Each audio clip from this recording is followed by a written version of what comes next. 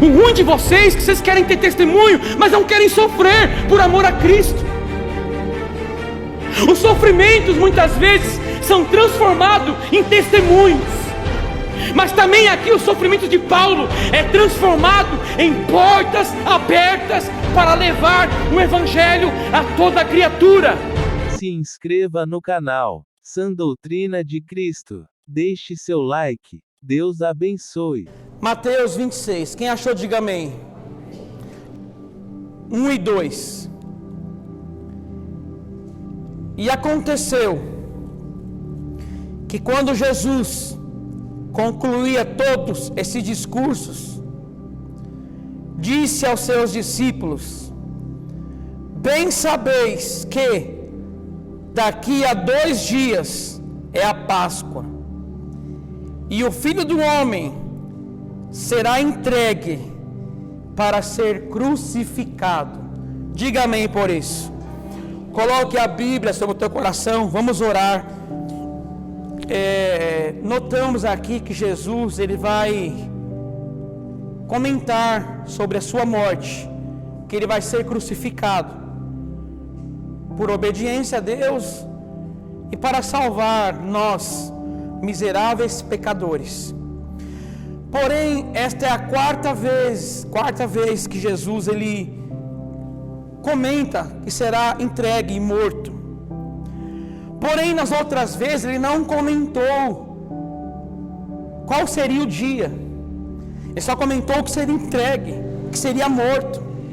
Só que aqui ele diz assim: a Páscoa é chegada e o Filho do Homem vai ser entregue para ser crucificado. Então Jesus aqui ele vai saber que a sua hora chegou. Não abra não para ser rápido, mas está aqui aberta. Em João 12, 23, ele fala assim, ó: e Jesus respondeu dizendo: é chegada a hora em que o Filho do Homem há de ser glorificado.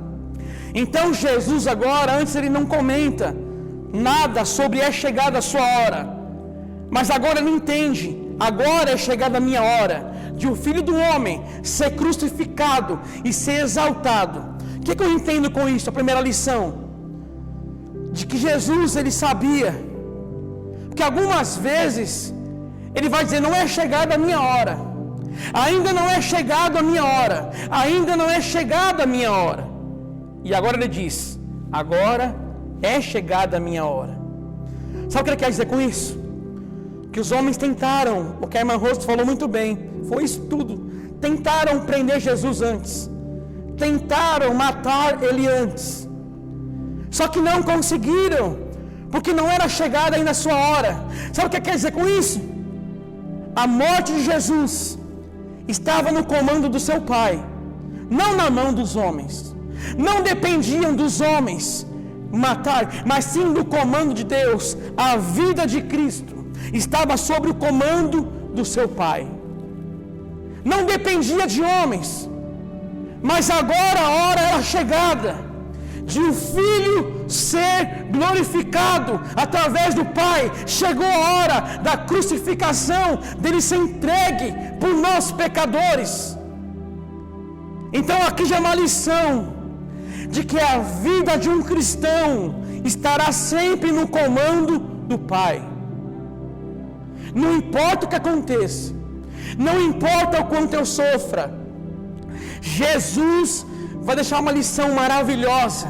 Qual que é a lição, amados? A vida daqueles que servem a Deus, daqueles que amam a Deus. O Pai sempre estará no comando de tudo. Os homens tentaram matá-lo, tentaram prendê-lo antes, mas não era chegada a hora, porque assim o Pai não queria, não era o tempo de chegar à sua crucificação. Só que agora ele entende, é chegada a hora, quer dizer, eu vou ser entregue, não porque os homens querem, não porque os homens planejaram, não porque os homens assim quiseram, Paulinha, mas sim porque o Pai na eternidade já planejou tudo, tudo está no comando do Pai. Quem nunca falou assim, ó? Ah, pastor, eu perdi o comando da minha vida. Eu perdi o comando. Né, irmã Rose? Quando, amados, você esteve no comando? Nunca. Nós nunca estivemos no comando de nada. Jesus, sempre o Pai, sempre esteve no comando de tudo.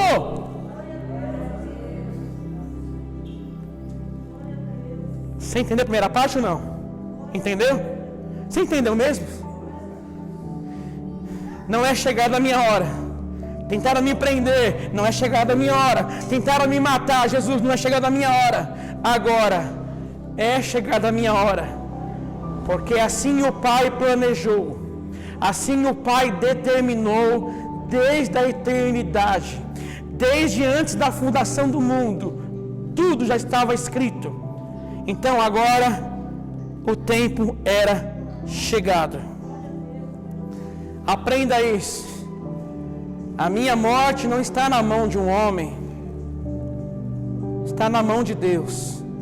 Somente quando é chegada a minha hora, a minha vida está sob o comando de um Deus, de um Pai amoroso e poderoso. Vamos aplaudir o Senhor. Agora, Jesus vai participar da sua última ceia. Porque a hora já é o quê? Chegada. Então é a última ceia. Jesus vai se assentar com seus discípulos. Se assentar com aqueles que o Pai escolheu. E o que me deixa maravilhado é que sabe o que é? Que ele está sentado com pessoas pecadoras, com pessoas que logo na frente iriam o trair, iriam o negar, iriam o abandonar. Então aqui já mostra o quão grande é o amor de Deus pelo homem. Escuta, Jesus estava sentado com os 12, por mais que eram discípulos, ainda haviam falhas, homens com os corações ainda que não foram totalmente lavados, mas ali estava Cristo, ali estava o nosso Senhor Jesus, assentado com os 12, assentado, participando da sua última ceia. Então aqui está o amor do Pai, de enviar Jesus por nós pecadores. E olha só isso, amados. Jesus vai dizer assim, ó. Eu não vou ler para não tomar tempo aqui devido ao horário. Eu ansiei muito, eu desejei muito estar nessa ceia com vocês. Olha o que Jesus vai falar. Eu desejei, eu ansiei. Sabe o que quer dizer isso em outras palavras? Não há nada que eu queria mais, não há nada que eu mais desejaria do que estar ceando com vocês. Você sabia que Ele está aqui nessa noite? Não há nada que Ele desejaria mais do que estar conosco aqui nessa noite, ceando conosco, celebrando conosco. Então, olha que lição. Ali estavam homens pecadores, homens falhos, mas Jesus, o Santo de Deus, estava no meio deles. Aqui há pessoas pecadoras, falhas, com os corações corrompidos, mas Jesus também está no nosso meio. Da mesma forma que Jesus estava com os discípulos, a qual haviam na mesa da ceia traidores, ainda homens corruptos, que iriam lá na frente abandonar Jesus, Ele ainda desejou estar ali com eles. Ele ansiou. Não há nada, tios, que Ele queria mais do que estar naquele momento junto com os discípulos, na sua última ceia.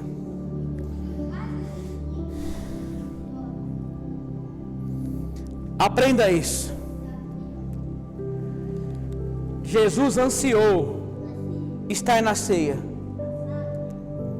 Jesus, não há nada que Ele queria mais do que estar reunido com seus discípulos, ceando.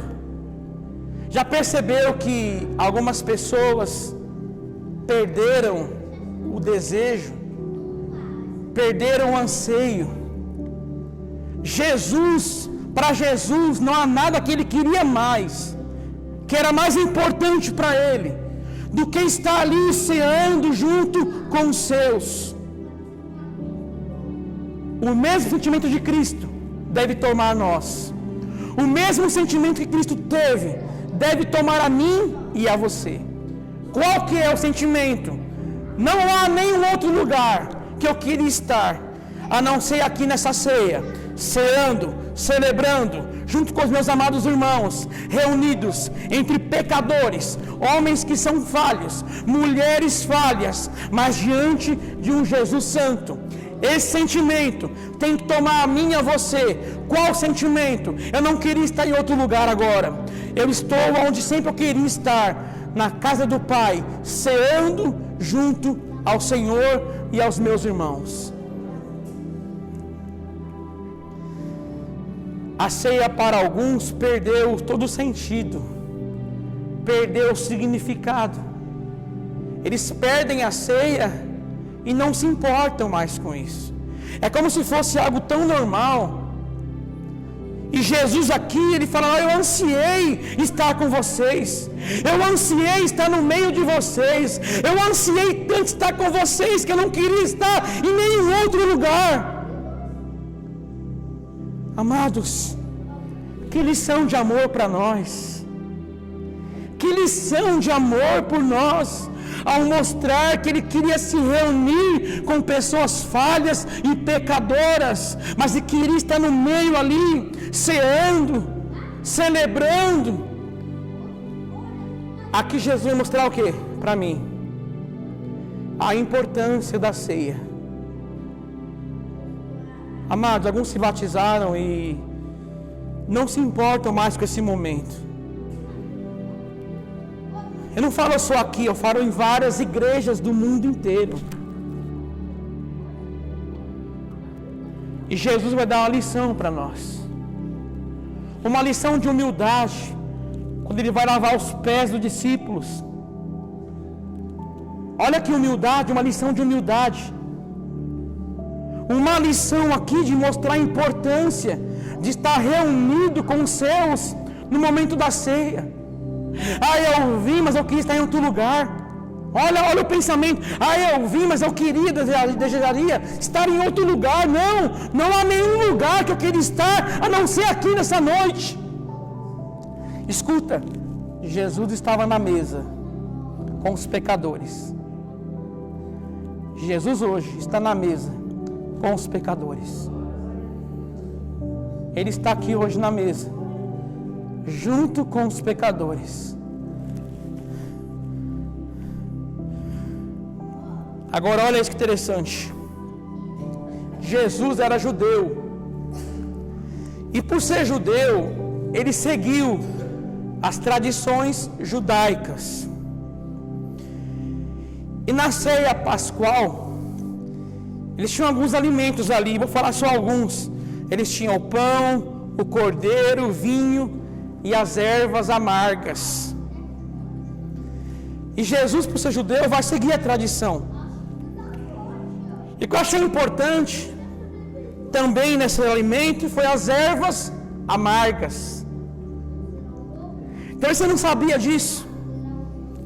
Mas lá em Êxodo 12:8 fala que eles deveriam na ceia pascual, na Páscoa, ter ervas amargas para comer.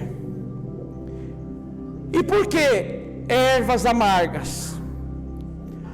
Para que eles lembrassem que serviram a escravidão lá no Egito, para que eles nunca esquecessem de onde Deus tirou eles e de quão amarga eram as suas vidas antes de Cristo resgatá-los da escravidão. Eles não deveriam esquecer, pastor Érico. Essas ervas amargas serviam para lembrar o povo de quando Deus, com mãos fortes, tirou o povo do Egito. Quando Deus, com mão forte, tirou o povo da escravidão. Então hoje na ceia é a mesma coisa. Nós temos que lembrar que através da morte e da ressurreição de Cristo, nós hoje fomos tirados da escravidão. E olha só, as ervas eram amargas, para demonstrar o quê? Quão amargo é uma vida na escravidão. Eu já estive lá. Eu vivi 20 e poucos anos na escravidão do Egito. O que quer dizer isso? Sem Jesus, escravo de drogas e de bebidas. Eu já estive lá. E eu sei quão amargo é a vida que eu tinha antes. Então as ervas amargas na Páscoa era para lembrar o quê? Quão amargo era a minha vida antes da libertação de Deus. Quão amargo era a minha vida antes de Jesus me tirar da escravidão e me trazer para a sua libertação. Quão amargo era a sua vida. Então as ervas amargas eram para lembrar, porque a Páscoa quer dizer passagem. O povo passou da escravidão do Egito para a terra prometida. Nós passamos das trevas para a luz. Então entenda isso. A ceia serve também para lembrar de que o sacrifício de Jesus me tirou de uma vida amarga. Quem me conhece sabe, e você sabe da sua vida, viu, diaconisa Rose, quão amargo era a nossa vida sem Cristo. Porque éramos escravos na escravidão do Egito. Porém, com mãos fortes, Deus nos tirou de lá. Ele vai cear com os discípulos. E agora Ele vai formar uma nova aliança, pastor Érico. Uma nova aliança será dada aos homens. Uma aliança dada pelo teu sangue e pelo teu corpo. Leamos aí 26. Enquanto comiam, Jesus tomou o pão e, abençoando, o partiu e o deu aos discípulos e disse: tomai, comei, isto é o meu corpo. E tomando o cálice, dando graças, deu-lhe, dizendo: bebei dele todos. 28. Porque isto é o meu sangue, o sangue do Novo Testamento, que é derramado por muitos para a remissão de pecados. Jesus agora não vai só fazer a tradição judaica, viu, pastor Érico? Agora não é mais só a tradição judaica. Agora Ele vai lançar uma nova aliança. A aliança porque era chegada a sua hora de Ele ser crucificado. Então Ele vai dizer: agora vocês vão comer do pão, que é o meu corpo, e vocês vão tomar do cálice, que é o meu sangue, e eu farei com vocês uma nova aliança. O meu sangue é o sangue da nova aliança, do Novo Testamento, que é derramado por muitos para a remissão de pecados.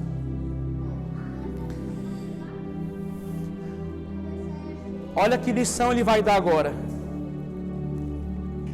Eu vou me entregar, a aliança com vocês vai ser a minha entrega, vai ser o meu sangue, vai ser o meu corpo. Essa é a nova aliança que eu tenho com vocês. E esse sangue vai ser derramado por muitos para o perdão dos seus pecados. Em outras palavras, olha para mim aqui para você entender. No tempo antigo, os papas, eles cobravam indulgências. Sabe o que é isso, indulgências? Eu vou te explicar. Cobravam valores para que os homens fossem perdoados dos seus pecados.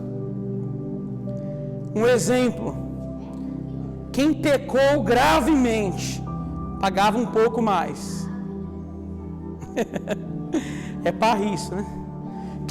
Quem pecava um pouco menos, pecados menos graves, esses pagariam um pouco menos.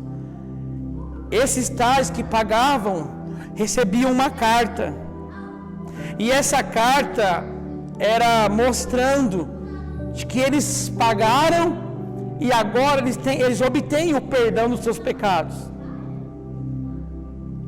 Porém, Cristo vai dizer aqui que só há um meio de um homem ser perdoado, sendo assim derrubando toda a invenção humana, derrubando toda a tradição papal ou papais, ao dizer: paguem indulgências, para que vocês sejam perdoados por Deus, para que Deus perdoe vocês. Pelo contrário, eu não preciso pagar nada, o preço já foi pago por Cristo Jesus, Ele já pagou, a aliança já está feita, não há nenhum dinheiro que possa obter o perdão dos meus pecados. Tudo isso é alcançado pelo sangue de Cristo.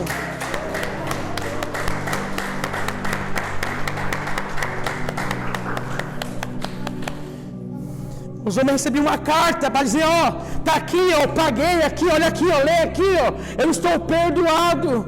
Não. O homem só pode obter, viu, primos? E o pai? O homem só pode obter perdão dos seus pecados através do sangue de Cristo, através do sacrifício de Cristo. Sendo assim, nenhum dízimo, nenhuma oferta, nenhuma obra que eu faça, nenhuma bondade, nenhum ato caridoso que eu faça tem o poder de falar assim: ó, meus pecados estão perdoados. Mas quando eu olho para essa nova aliança, para o sacrifício de Cristo, eu lembro que através da sua morte eu tenho os meus perdões sobre os meus pecados. Então, a lição que eu tenho aqui é que somente Cristo, através dele, eu tenho o perdão dos meus pecados. Agora eu vou acabar porque já não dá mais tempo. Mateus 26, 30. Olha, agora eu termino. 26, 30. Eu ia pregar, mas não dá tempo. 26, 30.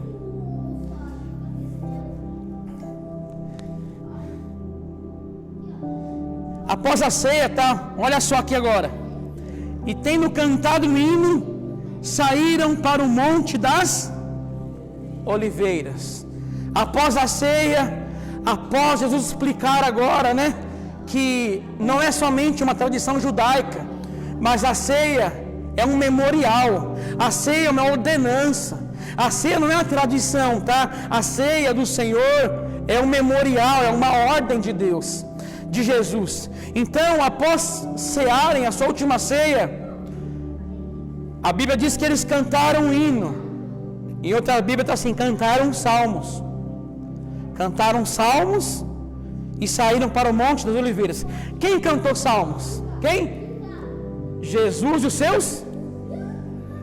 Guarda isso. Eles louvaram ao Senhor, não é isso? Após a ceia, é igual nós aqui, né?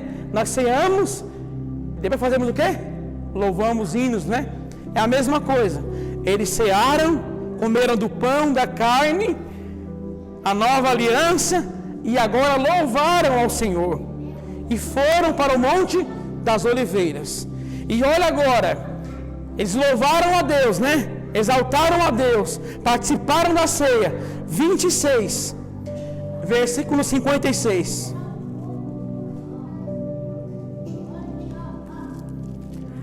Aqui Jesus já é traído, já é preso.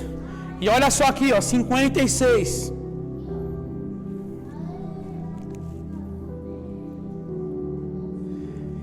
(26, 56). Mas tudo isso aconteceu para que se cumpram as escrituras dos profetas. Olha agora. Então, todos os discípulos fizeram o quê? Deixando, fizeram o quê? Fugiram. Diga misericórdia. Olha para mim aqui. Na última ceia, fizeram o quê lá no finalzinho? Comeram do pão, comeram da carne, né? beberam do sangue, cantaram hinos, salmos a Deus e foram para Monte das Oliveiras. Ali Jesus foi traído, foi entregue para ser morto.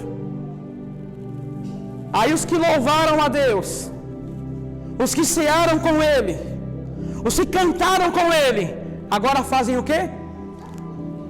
Deixam Ele, abandonam a Ele, menosprezaram aquele momento tão maravilhoso.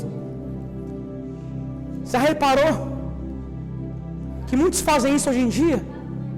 Estavam ceando conosco, participaram de várias ceias, mas logo viraram as costas para Ele, logo deixaram, logo fugiram, saíram para longe.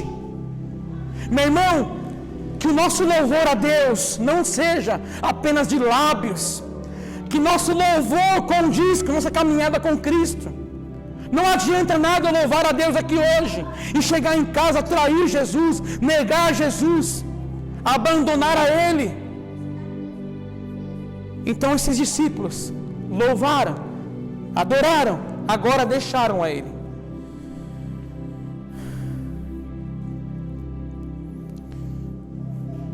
Não abra aí não. Lá em 1 Coríntios 10:16 fala assim que esse cálice é chamado de cálice da bênção. Olha para mim para terminar agora. Esse cálice que você vai tomar hoje, a Bíblia diz em 1 Coríntios 10:16, pode ler na sua casa, que eu não tenho mais tempo de ler. É chamado de cálice da bênção. Olha para mim aqui, amados.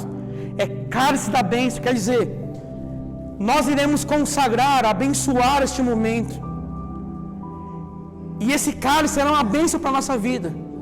Você não tem noção de quantas bênçãos espirituais que eu recebo quando eu participo dessa ceia. Você não tem noção, amados, quantas bênçãos espirituais nós recebemos de Deus quando compartilhamos do teu corpo e do teu sangue. Eu não falo bênçãos materiais. Esse cálice é o cálice da bênção, porque ele perdoa nossos pecados, ele levanta os caídos, ele perdoa aquele que era imperdoável. Então aprenda isso. Esse cálice é um cálice da bênção. E os discípulos lá em Atos participavam da ceia constantemente. Quer dizer, cada vez que eu participo da ceia, eu estou dizendo ao Senhor: eu quero permanecer na tua presença. A cada vez que eu participo da ceia do Senhor, eu estou demonstrando a Ele que eu quero continuar a segui-lo e a amá-lo. Então você que está aqui hoje, saiba dessas palavras, de que Cristo, a vida dele estava no comando de Deus e não dos homens. Chegou a hora, porque o Pai ordenou, ele vai ser morto, mas ao terceiro dia, ele vai ressurgir dos mortos, para viver para tudo sempre. Vamos aplaudir o Senhor.